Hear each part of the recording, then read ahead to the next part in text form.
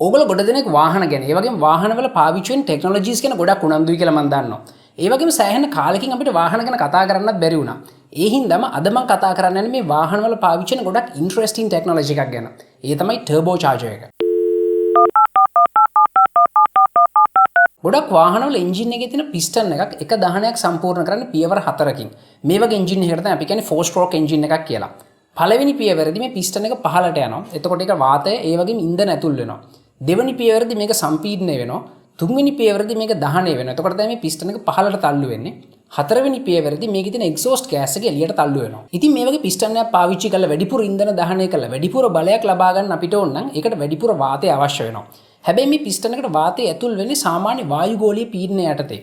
ඉතින් අපිට වැඩිපුර වාතය මේක ඇතුළට ගන්න ඕන නම් සාමාන්‍යයෙන් ඒකට කරන දේ තමයි මේ පිස්ටන් එකේ ප්‍රමාණය ටිකක් විශාල කරන එක. අන්න ඒ හින්දා තමයි එන්ජින් කැපැසිටි එක වැඩි වාහන වලට ගොඩාක් ලොකු බලයක් ලැබිලා තියෙන්නේ. මේ වගේ පිස්ටන් එකක් ප්‍රමාණයෙන් විශාල කරනකොට එතන යම් ප්‍රායෝගික ප්‍රශ්න ඇති වෙන්න පුළුවන්. මේකේ බර වැඩි වෙනවා, කාර්යක්ෂමතාවය ටිකක් අඩු වෙන්න පුළුවන්. ඒ වගේම නිෂ්පාදන වියදම ටිකක් වැඩි වෙනවා. ඉතින් අපිට ක්‍රමයක් නැද්ද කුඩා ප්‍රමාණයේ පිස්ටන් එකක් පාවිච්චි කරලා ඒක ඇතුලේ වැඩිපුර ඉන්ධන දහනය කරලා වැඩිපුර බලයක් ලබා ගන්න. ඉතින් මේ වැඩේ කරන්න නම් අපිට මේ පිස්ටන් එක ඇතුළට බලෙන් වාතය තල්ලු කරන්න වෙනවා. මේ වැඩේට අපිට කම්ප්‍රෙසර් එකක් පාවිච්චි කරන්න සිද්ධ වෙනවා. මේ වගේ කම්ප්‍රෙසර් එකක් වැඩ කරන්නත් යම් ශක්තියක් අවශ්‍යයි.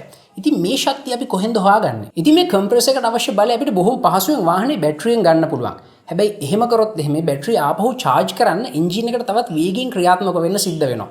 ඉතින් මේ වගේ සෙටප් එකක් අපි හැදුවොත් එහෙම ගොඩක් වෙලාවට සිද්ධ වෙන්නේ වාහනේ ඉන්ධන දහනය වැඩි වෙන එක, ඒ වගේම වාහනේ බලය තිබ්බටත් වඩා අඩු වෙන එක. ඉතින් මේ වැඩේ සාර්ථකව කරගන්න නම් එන්ජින් එකේ දැනටමත් නිෂ්පාදනය වෙන. හැබැයි වෙන කිසිම වැඩකට පාවිච්චි කරන්නේ නැති බලශක්ති ප්‍රභාවයක් අපි හොයාගන්න ඕන. මෙන්න මේ වැඩේට තමයි ටර්බෝ චාර්ජර් එක පාවිච්චි කරන්නේ. මේ ටර්බෝ චාර්ජර් එක ගැන අයිඩියා එක මුලින්ම අරන් ආවේ ඇල්ෆ්‍රඩ් බකේ කියන ස්විට්සර්ලන්ත ජාතික ඉංජිනේරුවරයා. මේ ටර්බෝ චාර්ජර් එකේදී වෙන්නේ අපේ එක්සෝස්ට් ගෑස් එකේ තියෙන චාලක ශක්තිය පාවිච්චි කරලා ටර්බයින් එකක් කරකවන එක.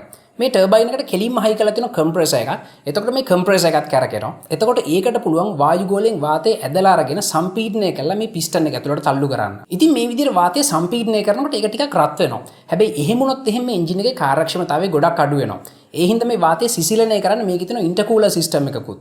ඉතින් මෙන්න මේ විදිහට තමයි ටර්බෝ චාර්ජර් එකක් හයි කරපු වාහනයකට පුළුවන් වෙලා තියෙන්නේ වැඩි ඉන්ධන ප්‍රමාණයක් ඉතාම කාර්යක්ෂමව දහනය කරලා කුඩා පිස්ටන් එකකිනුත් ඉතාම ඉහළ බලයක් ලබා දෙන්න. මේ ටර්බෝ චාර්ජර්ස් වල තියෙන ලොකුම අඩුපාඩුව තමයි ටර්බෝ ලැග් එක. ඒ කියන්නේ ඔය ඇක්සලරේටර් එක පාගපු ගමන් මේ ටර්බෝ චාර්ජර් එක වැඩ කරන්න පටන් ගන්නෙ නෑ. මොකද එන්ජින් එක ටිකක් රේස් වෙලා එක්සෝස්ට් ගෑස් එකේ වේගය ටිකක් වැඩි වෙනකන් අපිට පොඩි වෙලාවක් බලාගෙන ඉන්න සිද්ධ වෙනවා. හැබැයි නවීන එන්ජින් වල ට්වින් ටර්බෝ සිස්ටම් එහෙම නැත්නම් ට්‍රයි ටර්බෝ සිස්ටම්ස් පාවිච්චි කරලා මේ තත්ත්වය බොහෝ දුරට මගහරවා ගන්නත් පුළුවන් වෙලා තියෙනවා. ඉතින් ඔයත් කැමති නම් ඔයාගේ වාහනේ ටර්බෝ චාර්ජර් එකක් හයි කරගන්න. ඒකට කරන්න තියෙන හොඳම වැඩේ තමයි ඔයාගේ වාහනේ වෙනුවෙන් විශේෂයෙන් නිෂ්පාදනය කරපු ටර්බෝ චාර්ජර් එකක් හයි කරගන්න එක. මේක බොහොම සීරුවෙන් කරන්න ඕන වැඩක්.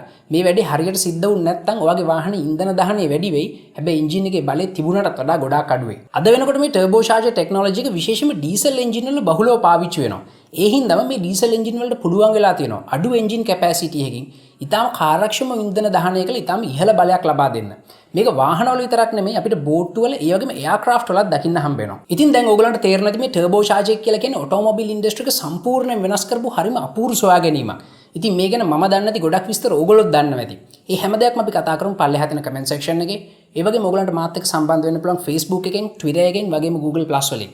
මේ වගේ ඉන්ට්‍රෙස්ටිං වීඩියෝස් තවත් බලන්න කැමති නම් යන්න youtube.com/techtrackshow කියන URL එකට ගිහින් subscribe කරන්න අපේ channel එකට.